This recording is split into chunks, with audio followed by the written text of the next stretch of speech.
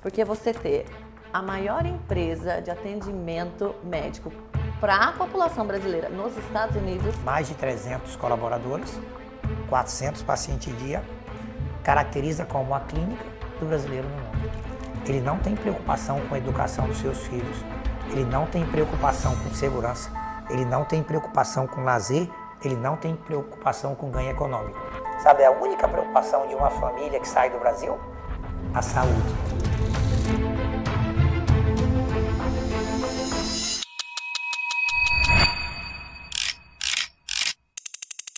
você vive quem é ou quem aprendeu a ser?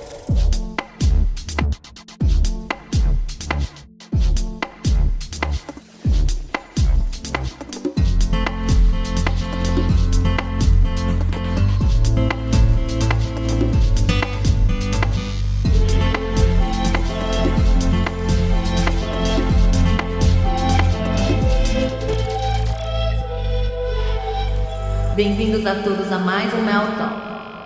Mel Talk tem o propósito de trazer a inspiração através da verdade, para que você olhe no espelho e viva de uma forma mais feliz, mais leve e abundante.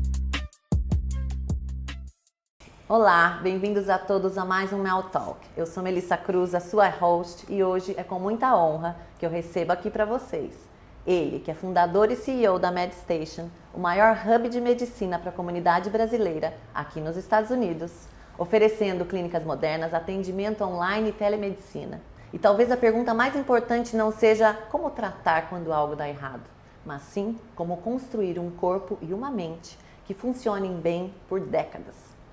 Hoje a conversa é sobre visão, disciplina, tecnologia e responsabilidade individual. Com vocês, com muita honra, Dr. Neymar Lima.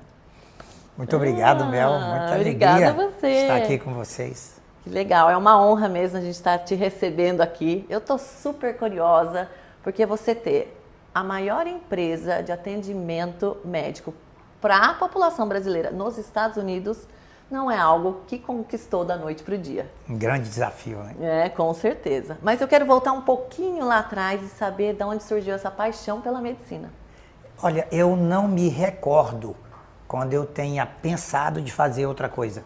Mesmo desde novo, quando converso assim com meus familiares, eu sempre disse que queria ser médico. Desde pequenininho, então? Na verdade, assim, numa família tradicional, antigamente, a gente sempre imaginava que alguém da família seria médico, advogado ou engenheiro, ou algo semelhante.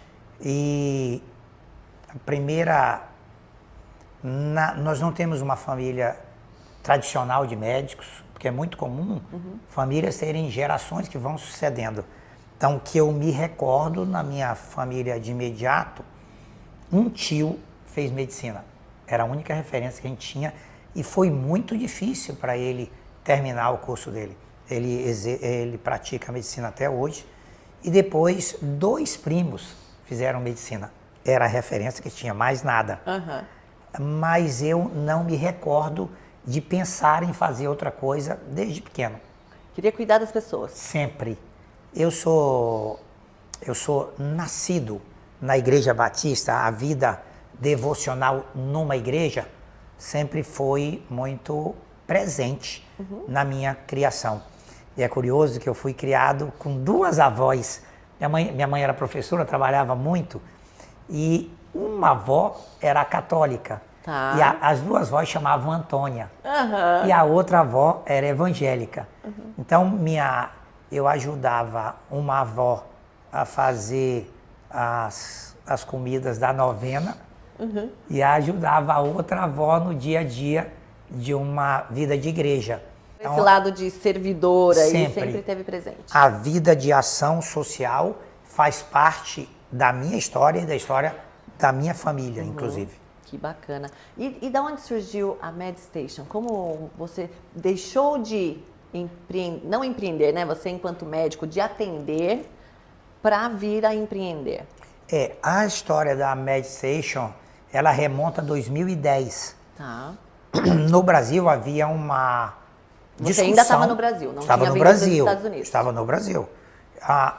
Até 2010 não tinha nenhuma intenção nenhum projeto, nenhuma perspectiva de mudar para os Estados Unidos sobre aspecto algum. Você tinha alguma especialidade na parte Eu médica? sou cirurgião de quadril. Ah, cirurgião de quadril. Eu sou nascido em Porto Velho, Rondônia. Fiz minha formação em Goiânia. Fiz a faculdade e a residência. E eu terminei a residência em 94 e o mais novo estado do Brasil é o Tocantins. Tá. Então a cidade de Palmas estava começando a se desenvolver e o meu chefe, em setembro de 1993, ele passou em Palmas, ficou encantado, porque não tinha nada. Então o encanto dele era que tudo poderia ser construído. E ele voltou na nossa residência e falou assim, olha, se eu estivesse formando agora, que era o meu caso, eu formaria em 3 meses, eu já sei para onde eu iria. Eu iria para Palmas e Tocantins. Então eu virei para um amigo meu, falei, rapaz, eu não sei onde é que é não, mas se o chefe está falando, é para lá que eu vou. É para lá que eu vou. E em dia 4 de fevereiro de 1994, eu cheguei em Palmas, no Tocantins, num carro bem antigo e 2 caixinhas cirúrgicas no porta-mala do carro.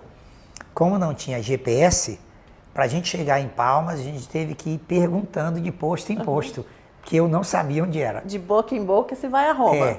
E chegando em Palmas, a gente idealizou um serviço que se chama Instituto Ortopédico de Palmas, que nós começamos em 94 para ser um serviço de referência em ortopedia. Eu e esse colega, nós tínhamos acabado de formar em ortopedia, e hoje esse serviço é o maior e único hospital ortopédico do estado do Tocantins. Que beleza! Você nem imaginou quando você criou que fosse ser referência assim? Nunca. Quando nós começamos esse hospital, nós começamos numa sala um pouco menor que essa. Aí a sala tinha 15 metros quadrados. Uau, que beleza. E nós temos a foto até hoje. Então, o Instituto Ortopédico de Palmas começou numa sala muito pequena, com a perspectiva de ser referência, nunca de ser grande. E hoje é o maior hospital ortopédico do estado onde a gente morava. E aí isso foi até 2010. Meu filho mais velho decidiu mudar para os Estados Unidos para estudar. E em 2010 eu monto a MedStation em Palmas, no Tocantins.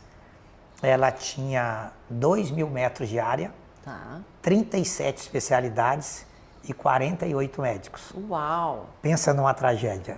Foi uma tragédia. Coisa gigante. Gigante, completamente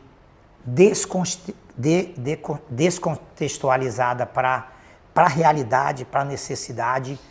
Eu devo ter perdido mais ou menos 7 milhões de reais nesse empreendimento. Uau! Mas assim, aprendeu, né? Muito. Nós abrimos 4 unidades e eu consegui falir as 4.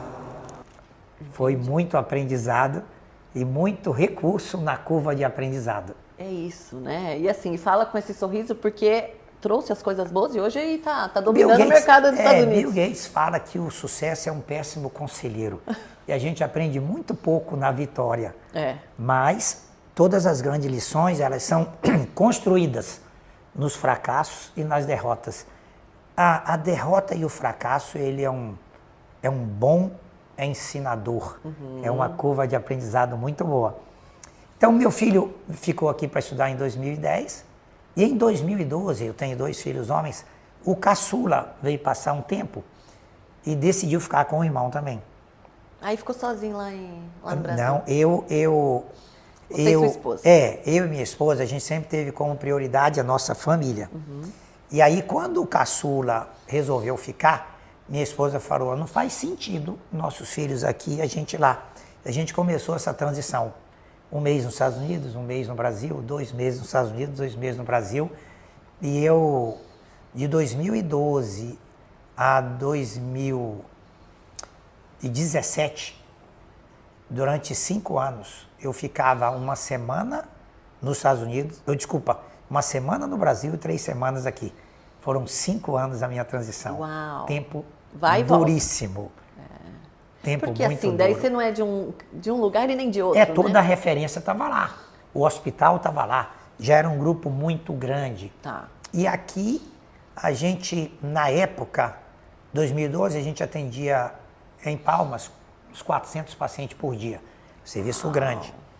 E aí a gente começa aqui, a sala aqui era um pouquinho maior, para quem conhece a MedStation de Pompano, chamava-se Brazilian Clinic, e a gente sai de 400 pacientes por dia para ficar 15 dias sem atender ninguém. E o desespero? Medo de falar, larguei algo né, que está ali sendo um sucesso? Olha, quem faz a transição para os Estados Unidos e que tem sucesso, que não gastou alguma das suas madrugadas no banheiro chorando, é verdade. Questionando se aquela era uma decisão correta, eu não conheço. É verdade. Então, todos nós passamos por desafios, porque não tinha lógica nenhuma. O hospital com mais de 300 colaboradores, 400 pacientes dia, para uma clínica com 3 colaboradores, 15 dias sem atender ninguém. Que nervosismo. Assim começou a MedStation, com o nome de Brazilian Clinic, 2012. 2012. E aí nós falimos no primeiro ano, nós falimos no segundo ano e nós falimos no terceiro ano. Mas não fechou as portas? Não. É muito interessante porque hoje... O falir, você estava ali andando no negativo. Exatamente. O falir na perspectiva de ter um orçamento para aquele ano e ter fluxo de caixa negativo o ano inteiro a ponto de consumir todo aquele recurso. Teoricamente, não tem outro nome para dar. Porque hoje, quando a gente ter um nome bonito, né? Quando a gente vê em mídia social muitas das pessoas refletindo, relatando suas histórias, parece que só tem campeão, né? As pessoas só dão certo. Quando a gente vai ver a biografia dos empreendedores, é exatamente o contrário. Empreender é você fracassar repetidamente sem perder a disposição. Vou tentar mais um dia, vou tentar mais um dia, vou tentar mais um dia. Nós operamos na MedStation com 8 anos de prejuízo mensal consecutivos. Quando que virou MedStation? Depois do terceiro ano, não? Não. A MedStation virou... A data mais específica é ao final do terceiro, 2015. A gente começou em 2015. É isso mesmo. Em 2015, a gente resolveu mudar o foco. Porque até então, qual que era a ideia? Era o modelo convencional. Uma clínica, um front desk e um provider, um médico, atendendo. E a maioria dos médicos brasileiros, da comunidade brasileira, ainda hoje, qual que é a prioridade? Não atender seguro, só atender self-pay. E essa foi a nossa estratégia também, só atender self-pay. E nós, depois de estudarmos o mercado americano, nós descobrimos que ainda hoje, numa clínica convencional, 94% da receita é plano de saúde. 94%? Só 6%. Então não tinha como deixar de atender plano de saúde. E não tinha como dar certo, né? Não tinha como dar certo. Aí, a partir de 2015, nós começamos a credenciar. Hoje nós atendemos todos os principais seguros da Flórida. E nós começamos a, em vez de observar os modelos validados, a gente começou com site em inglês, site em espanhol e site em português. Então a nossa comunicação era muito confusa. A gente não tinha clareza de quem era o nosso cliente. A partir de 2015, a gente passou a nos transformarmos na clínica do brasileiro no mundo. A gente atende brasileiro. A gente serve um brasileiro, a sua família e a sua comunidade. E hoje o Chat-GPT nos caracteriza como a clínica do brasileiro no mundo. Aí foi a mudança. E você entende que para sustentar um negócio a longo prazo, principalmente clareza, né? Com certeza. Você falou. E fora isso, o que mais? Olha, eu acho que a gente precisa ter uma perspectiva de em quanto tempo você vai ter a persistência necessária para se manter na sua visão. Para mim é 5 anos. Eu não analiso nada com menos de 5 anos, porque a curva de aprendizado, ela leva um tempo.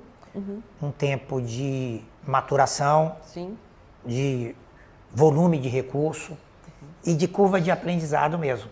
Então a perspectiva é, desde o primeiro dia, como foi em 94 com o Instituto Ortopédico de Palmas, desde o primeiro dia a Brazilian Clinic queria ser a clínica de referência para a comunidade brasileira. Em 2015 nós mudamos o nome de Brazilian Clinic para MedStation, que era um nome global, Por quê? Porque eu fui numa palestra em Doral e um dos commissioners de Doral fez um comentário. Esse homem deve ter falado mais ou menos 1 minuto e meio. A palestra dele foi muito longa, 1 minuto e meio. 1 minuto e meio.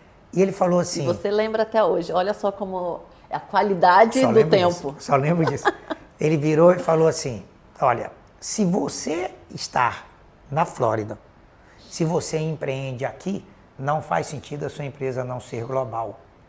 E com o nome de Brazilian Clinic não dá para ser global, com o nome de MedStation dá. Naquele dia o nome foi mudado. Olha só. Mas sempre na perspectiva de atender o brasileiro no mundo. E hoje a gente atende brasileiro de qualquer lugar, com médicos brasileiros em português. Clínicas vocês têm fora dos Estados Unidos também? Não, clínicas físicas não. Não. Clínicas online sim. Porque a cada dia que passa, a perspectiva do atendimento remoto, ela é uma realidade para todas as etnias em qualquer lugar. Sim. Por exemplo, em muitas regiões é impossível você ter um serviço físico, mas no online você consegue atender e prescrever. Você consegue atender. Eu sou cliente, tá, gente? Ó, eu também, eu já fiz, verdade. Coisa boa. Já fiz lá e eu fiz online. E é curioso porque E super bem atendida. nós começamos o atendimento online há 10 anos atrás. Tá. E hoje... Porque quando a gente fala de online, ele passou a ser uma verdade quando? Do Covid para cá, que tem 5 anos. 5 anos. Antes do Covid, há 5 anos atrás, a gente já atendia no online. Então você já liderava, já é visionário, né? Nós Uma já pessoa nascemos com a perspectiva do digital. E não acreditamos só no digital, acreditamos no digital. Ou seja, o que é possível fazer no online eu faço, mas algumas coisas necessitam de uma referência física, por isso a gente expande as unidades físicas para dar o suporte do que o online não faz. Não consegue. Maravilha. E AI, né? Que agora é uma realidade. Vocês Completamente. têm esse atendimento também? É um mix? Olha que Como, coisa... né, até onde que dá para ser trabalhado com AI? Até onde que tem que ser a pessoa do médico mesmo ali atendendo? Olha só, um paciente, ele não quer um chatbot, nem quer um agente. Ele quer uma pessoa se relacionando com ele. Isso é um fato. Ok. Mas tudo que está nesse meio, a inteligência artificial, ela é perfeita. Para você ter uma ideia, 30% do tempo de um profissional de saúde é gasto preenchendo formulários. Quando esse tempo teria que ser gasto cuidando de uma pessoa. Sim. Então nós temos uma inteligência artificial que chama Sofia, que faz esses 30%.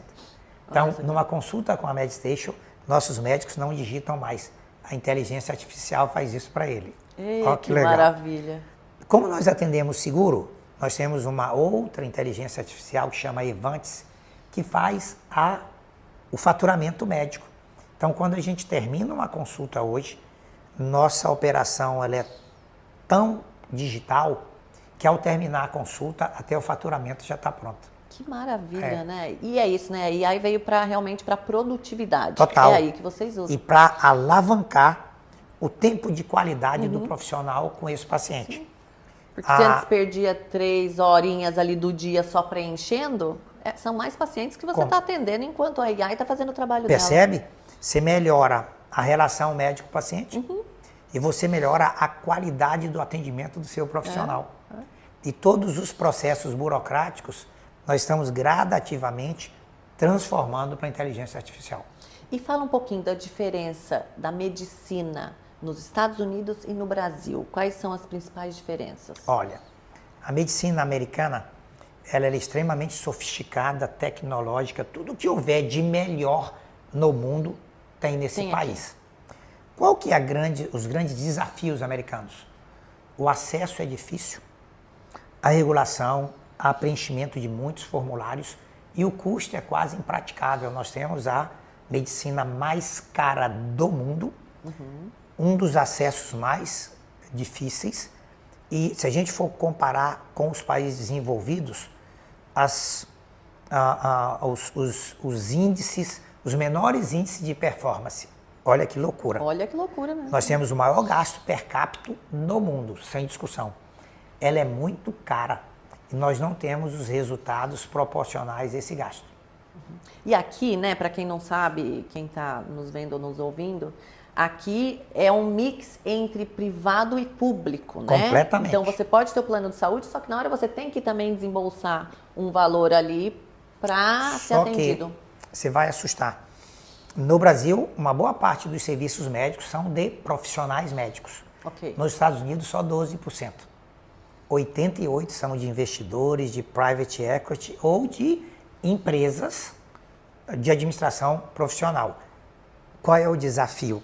Como não é um médico que toma a decisão, nós temos 3 prioridades na saúde americana. Primeiro, receber o dinheiro. Tá. Segundo, não ser processado.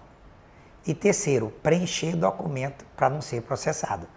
Então, eu discuto muito com o sistema, eu não vejo como prioridade resolver o problema de um paciente. Olha só, isso que é também ó, o lado empreendedor aí, que, né, que tem que olhar todas Ele essas cadeias. acaba falando mais forte. Isso é um desafio É muita brutal. liability Muito, aqui. porque há uma judicialização de tudo. Então, nos Estados Unidos, o que impera? Eu vou fazer o paralelo com o Brasil. Você tem protocolos e processos bem definidos, Tá. em que você toma a sua decisão baseado num protocolo. No Brasil é completamente diferente. No Brasil a relação é com uma pessoa. Então eu digo, nos Estados Unidos a gente trata o resultado de um exame. No Brasil, o médico trata uma pessoa. Por isso que o pessoal fala, nossa, o atendimento dos médicos no Brasil é muito melhor. Percebe? O Brasil, óbvio, né? Tem hospitais maravilhosos, Óbvio. de ponta, tudo. Óbvio. Mas aqui realmente a gente sente que o médico vai só até aqui, vai. Lá no Brasil ele tenta É integrar isso. algo maior. Então, no modelo americano, você tem protocolos e processos bem definidos e você a sua prioridade é seguir aquela conduta que está definido como já regulamentada e que só pode ser aquilo. Nem sempre a opinião do paciente ou a relação médico-paciente ela é tão estreita. Na saúde latina, na saúde brasileira, o médico faz parte da família. É. Você tem o telefone dele, É. ele tem o seu telefone, ele vai na sua casa, você vai no churrasco na casa dele. Vai. Então, por isso que quando a gente idealizou a MedStation era nessa perspectiva. Nós temos 5 milhões de brasileiros fora do Brasil. Certo. 3 milhões estão em solo americano. Quando um brasileiro sai do Brasil, ele não tem preocupação com a educação dos seus filhos, ele não tem preocupação com segurança, ele não tem preocupação com lazer, ele não tem preocupação com ganho econômico. Sabe, a única preocupação de uma família que sai do Brasil? A saúde. Uau. Qualquer pesquisa, eu fiz parte do Conselho de Cidadãos da Flórida, e a gente faz essa pesquisa nos vários grupos brasileiros espalhados no mundo. Sim. Só tem uma preocupação, prioridade número 1. É saúde. Saúde. Porque a maneira como uma família brasileira se relaciona com o seu médico é uma maneira particular, pessoal. E o que nós tentamos resgatar com a MedStation é essa família ter esse médico aonde ela estiver. Maravilha. E qual que foi o maior desafio, a maior dificuldade de tomada de decisão nesse período todo? O brasileiro que está fazendo a sua transição para o Brasil, em especial aquele que empreende, o maior desafio dele é querer repetir o modelo que deu certo no Brasil. Então eu digo Isso que... é uma verdade, a gente quer fazer exatamente igual, né? Que a referência... Mas em outro lugar. A referência, o que nos deixa confortável e feliz é fazer o que a gente sempre fez. Então eu digo O conhecido, né, nos traz tranquilidade. Então quando a gente muda para cá, e eu fiz isso durante 3 anos, a referência é porque no Brasil a gente deu fazia certo, assim. Porque no Brasil é assim que a gente faz. Sempre fiz assim. E sempre tem alguém em solo americano nos lembrando, pois é, o senhor não está no Brasil. Então o grande desafio, primeiro, é a arrogância. Tá. Achar que porque eu fiz e deu certo, basta eu fazer de novo que vai dar certo. Não dá. Não dá. Então você precisa entender que todas as suas ferramentas e competências que você desenvolveu e deu muito certo no Brasil, fez de você um campeão, elas serão suficientes para te trazer até esse momento. A partir daqui tem que construir tudo de novo e foi o que a MedStation teve que fazer. Né? Tem que reaprender. E daí para tem que você ressignificar. E ressignificar. Porque para muitos, né, empreendedores aqui, a língua é um dificultador. Para você, não. Olha, Porque você olha que atende coisa brasileiros. interessante. Mas você tem americanos também que vão até você? Durante 3 anos, a prioridade era atender todo mundo e o mercado americano. Quando nós passamos a ter clareza de quem era o nosso cliente, tudo ficou mais simples. Nós atendemos muitos hispanos, atendemos muitos americanos, os americanos adoram, os hispanos também, mas a gente é a clínica do brasileiro no mundo. Nós não temos crise de identidade. Eu vejo muitos consultores e muitos empresários falando assim, não, eu já saí do Brasil para ficar livre de brasileiro. Eu quero agora atender o mercado americano. Não é o nosso caso, a gente adora brasileiro, a gente trabalha para o brasileiro e o nosso foco é atender o brasileiro, mas atendemos, todos os nossos médicos são trilíngues. Tá. Eles falam inglês, espanhol e todos os nossos providers. Então nós não temos nenhum problema com isso, independente se for digital ou online. Mas o nosso foco é cuidar do brasileiro e da sua família.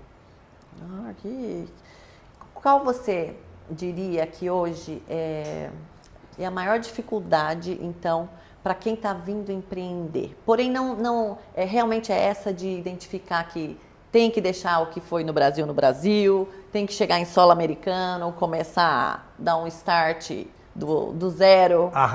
Eu acho que a maior dificuldade, eu escrevi um livro que chama Guia 7F, em que eu listei 7 planejamentos que eu não fiz e que me custou muito caro. Então fala um pouquinho, Então, faz uma síntese aí pra A primeira gente. coisa é o planejamento familiar. Tá. Cônjuge, filhos, pais, e ela esquece de alinhar com essa família quais são as expectativas e o papel de cada um. Só isso aí já é uma tragédia com dinheiro ou sem dinheiro. O segundo é o planejamento imigratório. O que acontece? As pessoas contratam um advogado ou uma empresa e tiram um visto. Por acaso, tem 180 tipos de visto. Com qual visto você veio? Eu vim com o L1, Tá. visto de investidor. Mas alguém contrata um visto, muda para os Estados Unidos, fala assim, eu sou um cara muito inteligente, muito sofisticado, agora eu vou ver como é que eu faço com esse visto. Não é assim. Não é assim. Então a primeira coisa é, o que eu vou fazer em solo americano? A segunda coisa é, para que eu vou fazer isso? A terceira é como.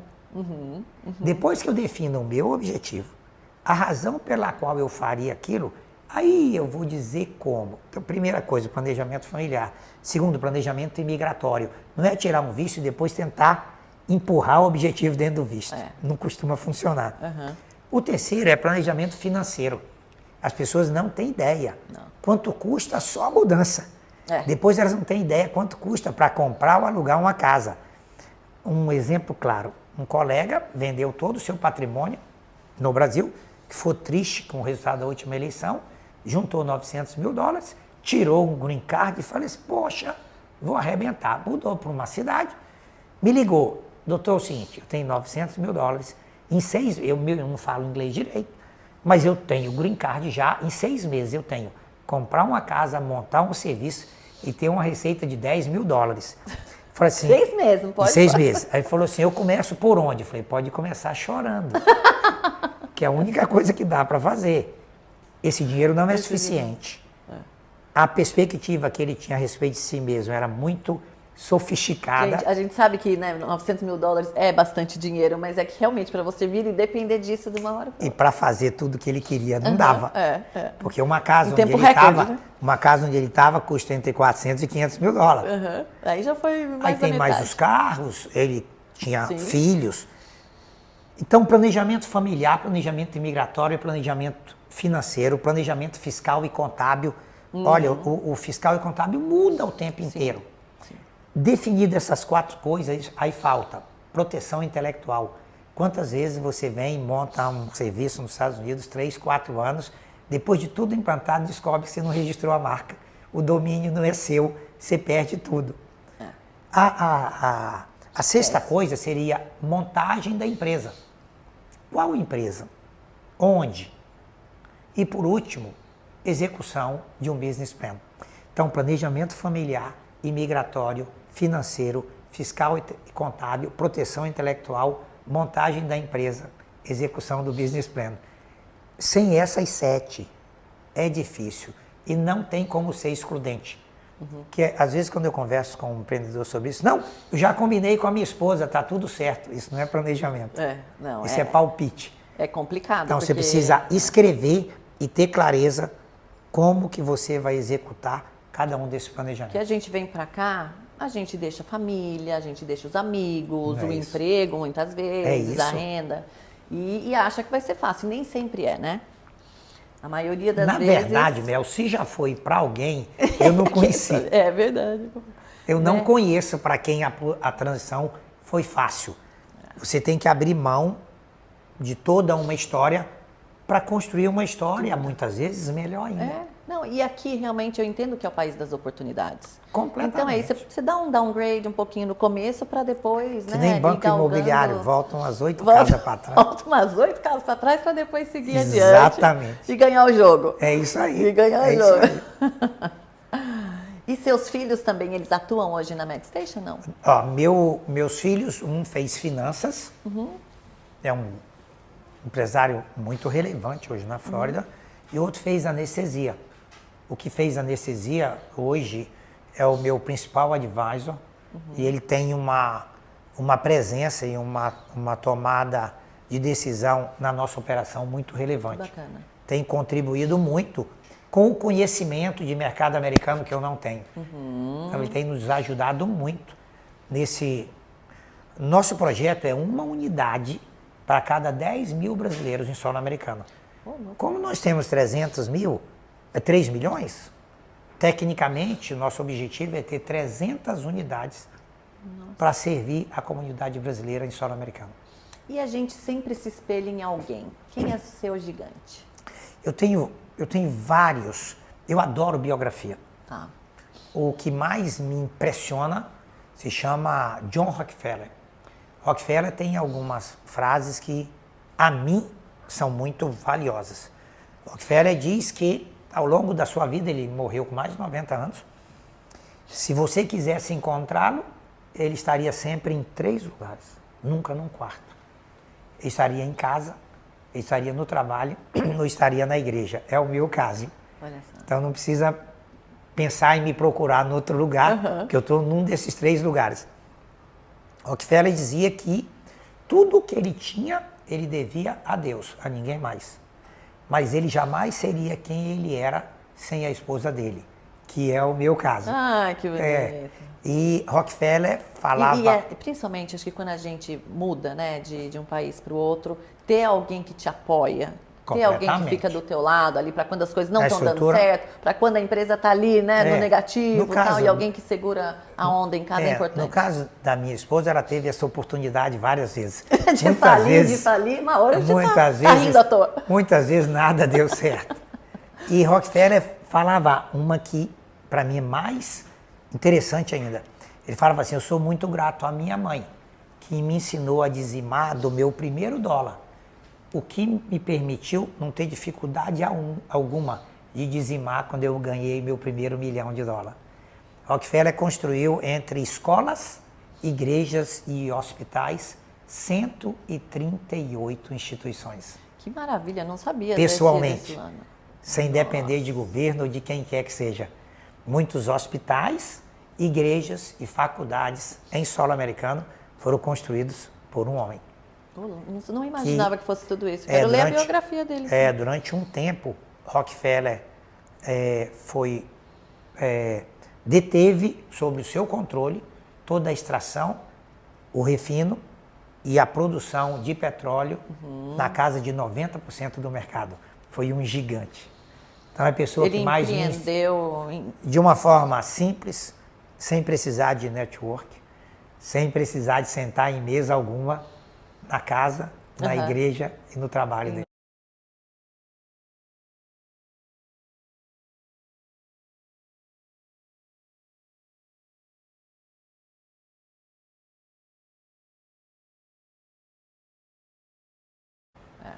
Quem vai para Nova York tem ali, né, aquele prédio do Rockefeller, onde tem a patinação. Vários estados têm a sua marca impressa. Que maravilha, né? É um legado, né? Completamente. E hoje, o que você entende que é o seu legado aí? Nós já temos clareza do que a gente está construindo. Assim. A gente atende hoje, lembra, uma clínica que ficava 15 dias sem atender ninguém, hoje a gente atende de 450 a 600 pacientes por dia. Todos os dias. Nossa meta agora é chegar em 2.000 pacientes por dia. Ao chegar em 2.000 pacientes por dia, se a gente for pensar no nosso demográfico, que é 3 milhões de pessoas, não chega a 0,03%. A gente tem muito para crescer. Tem, não tem? Tem. Então, nessa perspectiva, nós queremos ser reconhecidos como a clínica que tem como prioridade a saúde de uma pessoa, não a sua doença. E que é a referência para uma pessoa e para toda a sua família, toda vez que ela precisar ter uma solução para a sua saúde. E então você tem esse médico aí da família, que é o que a gente traz aí, né, do Brasil. Você entende então que esse é parte do seu sucesso de ter esse novo olhar para os brasileiros aqui? Olha só, eu dei plantão no SUS. Trabalhei no SUS durante 20 anos, hospital público, plantão numa segunda-feira. Eu acho que a gente precisa ter clareza do que a gente foi chamado para fazer. Eu fui chamado para cuidar de gente, para servir pessoas. Seu propósito. Eu nasci para isso. Então, independe de onde eu estiver. Não importa se eu estou no Brasil, se eu estou aqui, se eu estou na África, não importa. Então, ao idealizar a MedStation, essa que é a nossa função. Porque quando alguém precisar de uma prescrição, de uma consulta, de melhorar a sua saúde, a sua performance, a sua qualidade de vida, nós queremos que a MedStation seja a sua primeira escolha. Um lugar em que alguém se importa. Quando a gente pensa na saúde mundial, eu não vejo o paciente tendo essa perspectiva que algum serviço de saúde se importa com ele. E eu recebo relatos de pacientes todos os dias. Poxa, vocês impactaram a minha vida. Vocês apareceram no momento que meu filho precisava. Muito interessante, em solo americano. Isso no Brasil é muito comum, mas em solo americano, eu entro no Walmart, as pessoas falam comigo. Eu chego no Publix, as pessoas... Esses dias eu fui num jogo no Hard Rock Stadium e as pessoas me paravam na escadaria. Olha, a MedStation cuida do meu pai. A MedStation cuida do meu filho. Eu estou passeando aqui, eu nem moro aqui, mas vocês que cuidam do meu filho. Então, a gente consegue ter essa percepção que a gente se importa com o nosso cliente.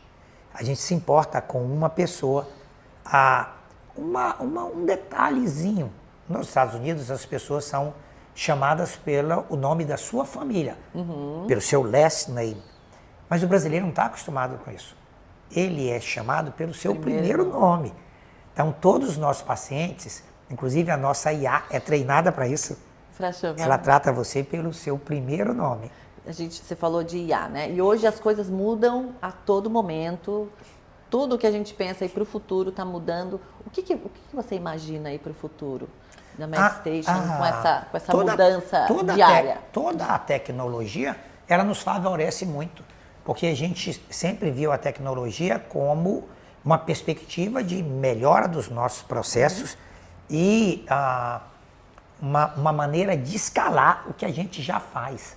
Então, eu imagino que o futuro ele se mostra muito desafiador na perspectiva de vai nos permitir crescer mais rápido do que a gente imaginava. Que beleza. Porque hoje a gente alcança rapidamente, nós vamos ter na casa do paciente todos os devices necessários para tirar os seus sinais vitais. Então ele nem vai precisar ir na clínica. Ali você já vai acompanhar como em é que tá tempo a real, saúde dele. em tempo real. E E a até- gente quer participar disso.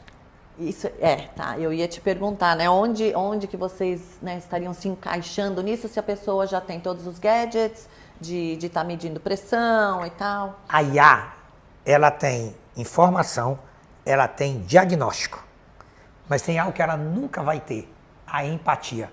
Ela não tem como se importar com você, ela tem como informar você. Então, as nossas inteligência artificial, elas já dão 100% de diagnóstico, mas elas não têm como escolher. Então, eu ter o diagnóstico que me falta uma vitamina, que me falta um eletrólito, é um diagnóstico. Sim. Mas eu vou repor quanto? Precisa repor Como repor? para aquela idade, para aquele sexo e para o objetivo daquele paciente, o que é melhor. Então, o profissional, ele vai ser sempre muito importante na condução do tratamento e acompanhar esse paciente. Por melhor que seja uma IA, ela te dá informação e conduta. Ela te dá informação e diagnóstico. Mas como conduzir a conduta precisa de um profissional. Mas a gente vai ter, daqui a uns anos, 3, 5 anos, até o próprio Elon Musk falou que né, os robôs, tudo que os humanos fazem, os robôs irão fazer. Perfeito. E daí, no caso de uma cirurgia, você precisa de uma precisão, né? A robótica, eu acho que vai fazer fundamental. maravilhosamente bem isso. Com certeza. Né? E o médico? O médico... Cadê o papel do médico? Ele é muito importante, porque você imagina o seguinte, eu sou ortopedista, digamos que você tem um problema no joelho. O robô faz qualquer cirurgia, mas qual? Qual a cirurgia? Então você tem uma lesão no joelho, Alguém vai ter que dar um input ali do robô. Você precisa escolher com o paciente. Então esse paciente, ele é atleta, ele não é atleta. Ele quer ir para a Olimpíada, você vai fazer uma prótese ou você vai fazer uma cirurgia de ligamento. Você percebe que robô não decide? Robô faz. Alguém tem que decidir. Exato. Eu não Tem imagino. várias soluções para aquele caso, mas qual que é a melhor? Eu não imagino que um paciente vai querer conversar com a IA, decidir com a IA e o robô fazer. Ninguém quer isso. Não. Então a IA dá as possibilidades, o robô pode até fazer. Quem toma a decisão? Alguém tem que tomar a decisão. Alguns pensadores dizem que você sempre precisa do guru. O médico será o guru. O médico será o guru. E a Medstation vai ser o lugar onde esses gurus vão estar. Que maravilha. Esse, então, é o sonho, sempre foi o sonho, então, Com desde certeza. lá do começo, mesmo com caixa negativo. Olha, sempre pensando tudo o que houver de ferramenta, processo e recurso para impactar de forma positiva a saúde de alguém, nós sempre vamos de encontro a isso. Nós não temos nenhuma preocupação com a tecnologia, porque ela só nos favorece. Hoje, nós montamos na Medstation um hub que chama MedTech, em que a gente reúne todas as tecnologias no mesmo ambiente. Então, já está in-house na Medstation. Não pode deixar de olhar esse lado da robótica, do AI, é implantar e facilitar a vida dos médicos. Como um facilitador a mais. E nesse, trabalhador, sempre assim, alguma vez já teve que deixar a família um pouquinho de lado para trabalhar? Olha, um pouquinho além? A família sempre foi nossa prioridade. Para todos. Hoje a família cresceu um pouquinho, nossos filhos são casados, já temos um netinho, na expectativa de receber mais um. O início é muito duro. Os primeiros 9 anos de profissão, em Palmas, sem estrutura nenhuma, eu praticamente não vi meus filhos. Então já Porque, em certo momento teve que abrir mão ali. Eu saí, eles estavam dormindo, quando eu chegava eles já tinham dormido. Então a construção de uma carreira e de uma reputação, ela é muito dura. Sacrifícios vão acontecer, mas hoje eles são casados, têm suas carreiras e eles têm clareza. Lembra o que eu vou fazer, por que eu vou fazer, para depois como. Quando a razão pela qual você está fazendo, ela é claro para o seu cônjuge, para os seus filhos, isso é um objetivo da família e não seu pessoal.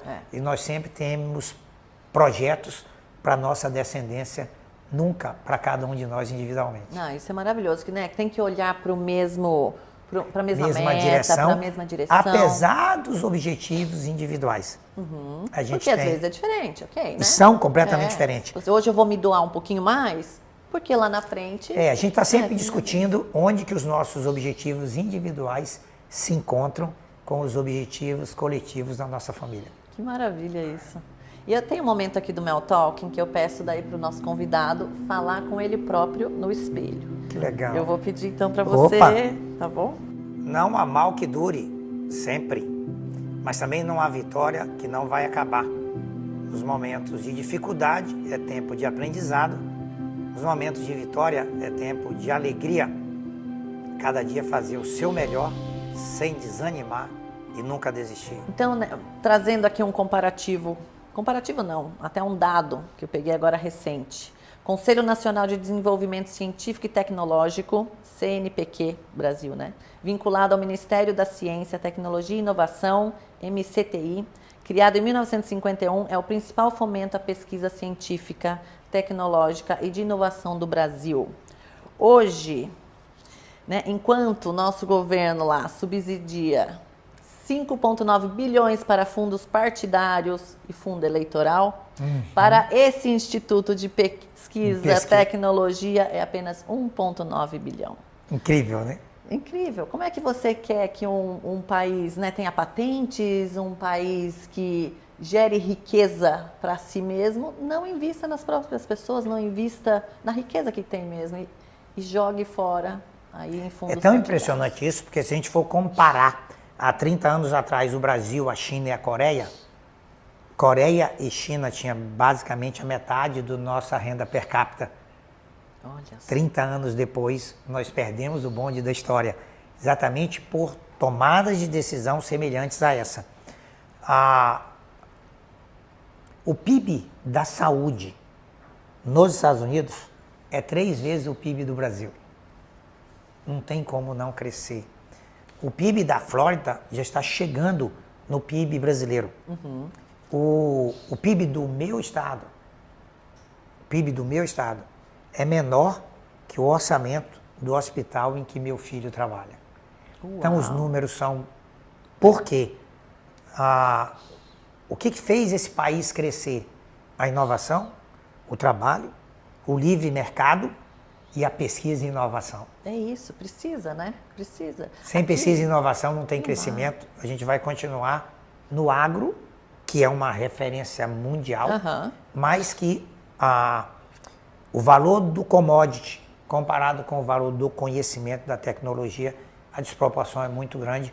Daí a janela de oportunidade para as empresas brasileiras globalizarem, internacionalizarem suas operações, uma vez que temos profissionais incríveis, empresas que hoje são players nacionais e podem se tornar players globais.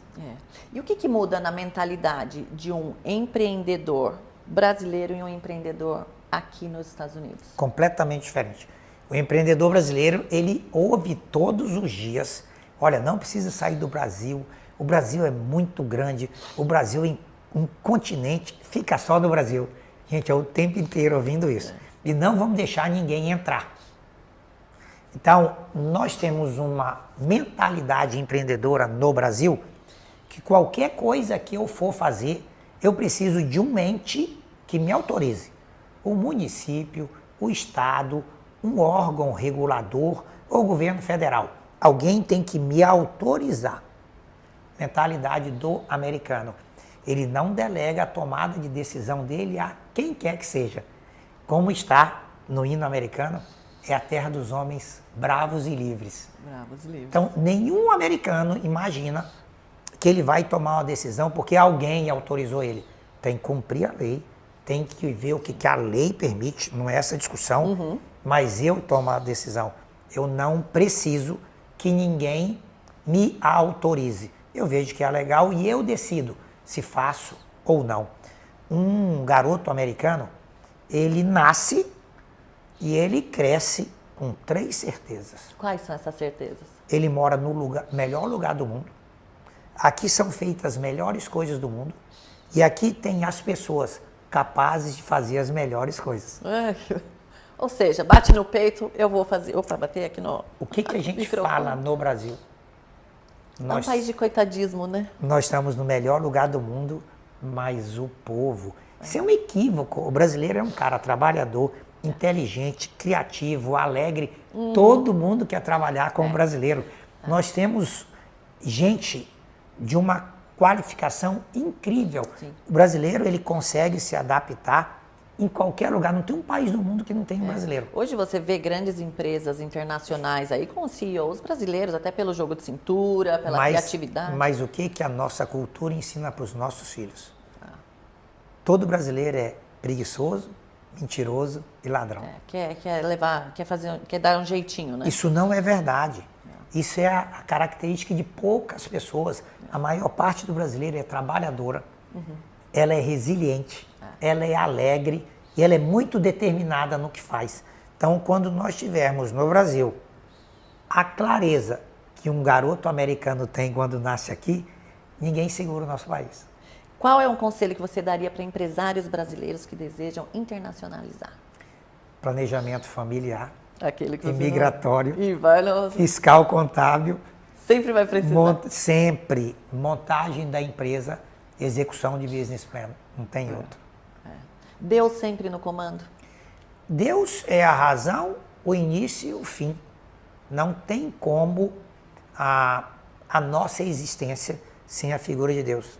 Porque assim, né, já antes medicina e a parte religiosa sempre andaram juntos, depois houve, Verdade. Né, esse Uma spread, cisão, né, uma cisão, que nem você falou, vai cada um para um lado, mas eu acho que agora a gente está vendo Sem dúvida. essa retomada, essa união novamente. Eu sou de uma época em que a ciência gastou um tempo tentando provar que Deus não existia. existe. O que a ciência chegou à conclusão? Que não tem como provar que Deus existe.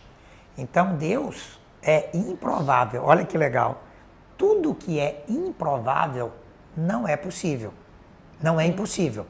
Então, se algo não é impossível, é uma escolha. Eu prefiro acreditar que é possível. Ele existe. Com certeza. É uma escolha.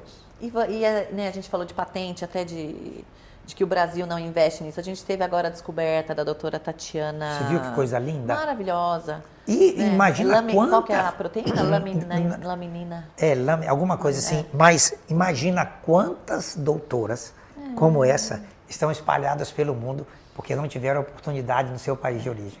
E nós perdemos essa patente, né? Nós tínhamos a patente dessa proteína, não temos mais por falta de investimentos do governo. Você percebe que coisa incrível?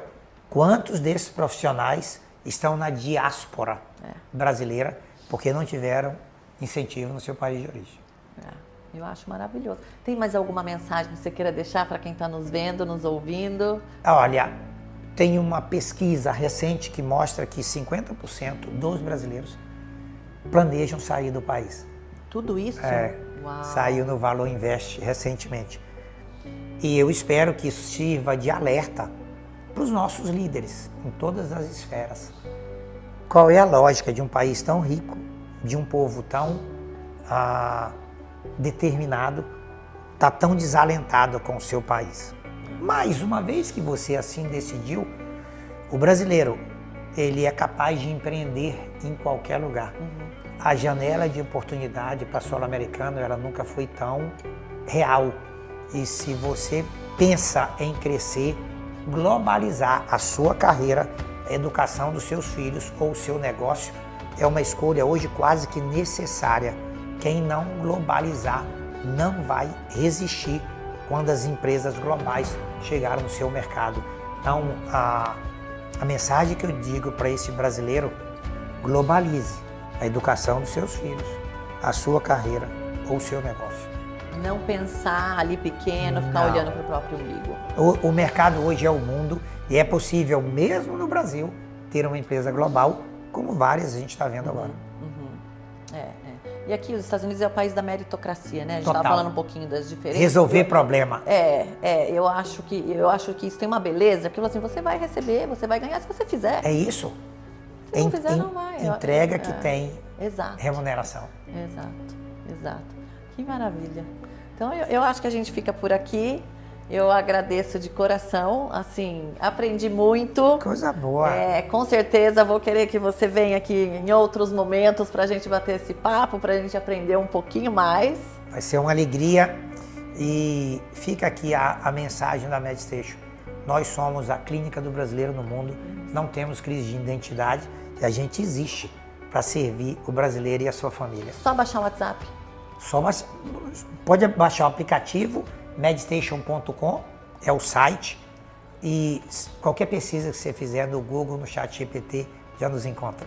Tá bom, maravilha. Todos serão bem atendidos, com certeza. Dr. Neymar, gratidão. Muito obrigado. E até a próxima, se É Deus isso quiser. aí.